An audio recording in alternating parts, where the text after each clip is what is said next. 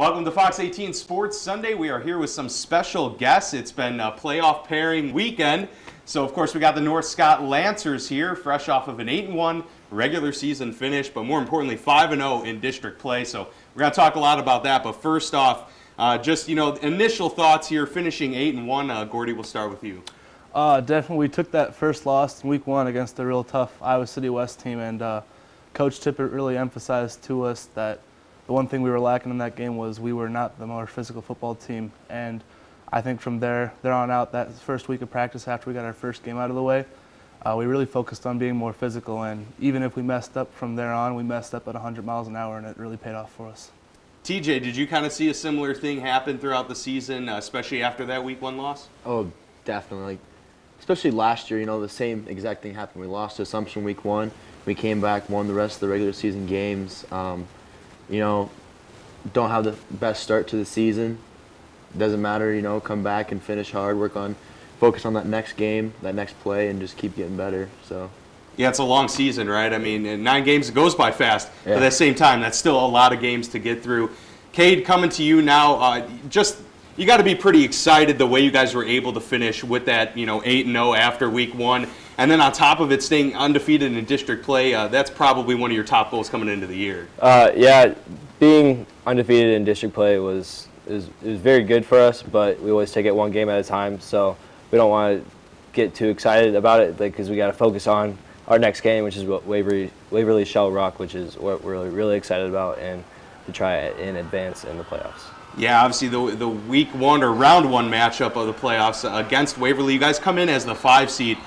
Gordy, what are you guys kind of looking for as maybe a strength of this team throughout the season? What has been something that you guys have just been really able to do well? I know you mentioned the physicality, but more from just an offensive or defensive perspective here. Well, absolutely. I'm only an offensive player, but I can definitely speak on behalf of the defense when I say we have one of the better defenses I've ever seen. And I might be a little biased, but I think definitely our defense has carried us throughout this season. They've done an amazing job. They've gotten stops when we needed stops, and when our offense was working, they made sure that even if we were working, we didn't need to be because our defense was out there getting stop after stop, definitely. And you guys have played some good offenses this year, so Absolutely. That's definitely a true testament as well. And TJ, the offense was really clicking a lot, especially in recent weeks as well, able to put up a ton of points. I think you guys like 300 on the season. So most people would say, hey, if you can score that much, you're bound to get a good record. What did you make of the offense this year especially? Like you said, the defense really carried us against Western Dubuque. Offense was kind of struggling a little bit. We'd put plays together, but, we'd get in the red zone. We just couldn't finish. We couldn't get those points on the board. Defense hold them to 1 touchdown, and, after that win against Western Dubuque, offense started clicking. We started running the ball, started throwing the ball. Once you become two-dimensional, teams think they can stop the run, but you always got that next thing in your back pocket. Yeah, you guys have a lot of weapons. You guys got multiple guys that can run the football. You've got a receiving core, and then obviously you got Niall there. I think you only threw 1 interception all year, so that's actually a pretty big thing for most teams, especially in high school, winning the turnover battle.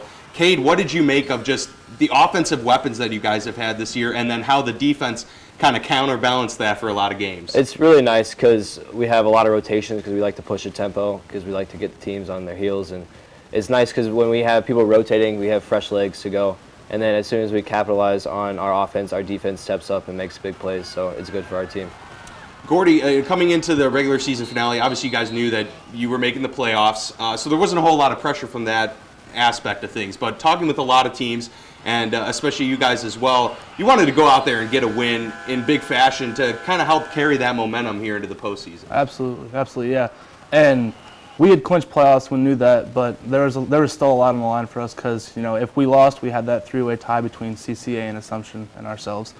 And obviously, especially at North Scott, again, I might be a little biased, but especially at North Scott, I haven't played anywhere that is as electric as Lancer Stadium on Friday nights. So getting that first home game for playoffs is a big game changer for us. We had that on the line. And then also just it being Assumption. Like TJ mentioned earlier, that was our only loss last year, and that one really stung considering we had a really good season last year. So other than that, our coaches had posted like stat lines from the last 4 times we met up with them, and they had won the last 4 times we met up with them. So for various reasons, we definitely wanted this one. We had this one circled ever since we saw our schedule come out last winter.